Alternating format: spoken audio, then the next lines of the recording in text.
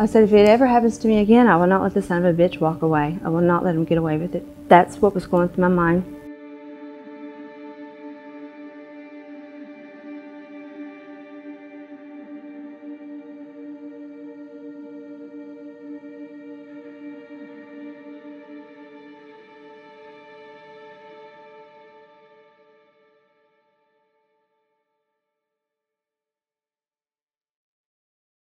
There are cases, obviously, out there where doctors have been prosecuted and gone to prison, but the problem is that the system has massive gaps in it where doctors can commit criminal acts against patients on sometimes on a serial basis, and authorities find out about it, yet they're never turned over to police or prosecutors who could hold them accountable. Tara Batrice's case, which involves a doctor named Gia Sarar, is not a case where the medical board did not report it. It's a case where it was reported initially to police. So we're using this to illustrate how differently allegations against doctors can go if they go to police as opposed to the medical board, which is made up largely of other physicians. In this case, the doctor was in handcuffs that same night that police found out about it. Tara Batrice and her husband had just moved to Louisville a few months prior to this happening. She has a degenerative bone disease, and she had been referred to Gia Sarar by another doctor, and she was in the exam room. Sounds like it wasn't but a few minutes before he forced himself on her. Not only hip surgery, I had a fall the 1st of January, so I had a fractured right knee, I had a fractured clavicle, and my left shoulder was already collapsed completely. I needed it replaced. It was collapsed, so I was in excruciating pain from all of that, trying to fight him off. And his whole body weight on me, there wasn't really much I could do other than scream for help, which, you know, no one came. So he would continue kissing me. He ripped my bra. Particularly, he was kissing my left breast a lot. After he would not stop kissing me and fondling my breast and my bra ribs, that I was terrified. I was pretty scared. I was actually really scared at that point. I guess he found a soft place in his heart.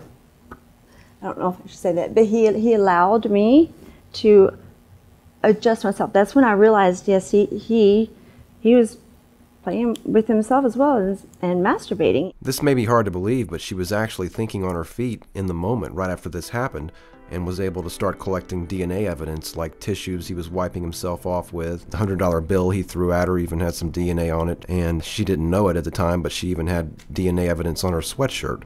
She had been sexually assaulted before when she was younger, and she had resolved to herself that she would never let this happen again and let the person get away with it. Because I was drugged and I was date raped when I was 19 years old. I was unable to report it immediately. I was out of it. There was no evidence, and I took a vow. I made an oath. I promised, if this ever, God forbid, if it ever happened to me again, or to anyone that I said, if it ever happens to me again, I will not let the son of a bitch walk away. I will not let him get away with it. That's what was going through my mind, that I've just been sexually assaulted. I'm not leaving here unless since he provided his DNA, it's not like I requested that from Aurora. I certainly did not want to be assaulted or ejaculated on, but since he was making the tissue readily available, I don't know, that fight or flight mode, it just kicked in. She was convinced that it was not the first time he'd ever done it, that it had to be something he'd done several times before.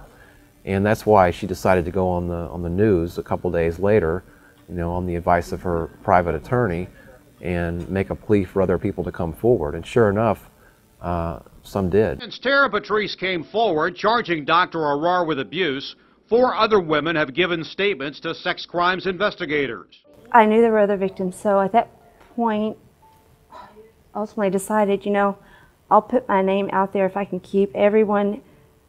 If there are others and they hear this report, if they can always remain anonymous, they never have to report their name, I'll take all the public backlash, and believe me, I did, And, you know, I'll take whatever responsibility or blame, whatever it may be, to protect any other victims if there are, and if they come forward.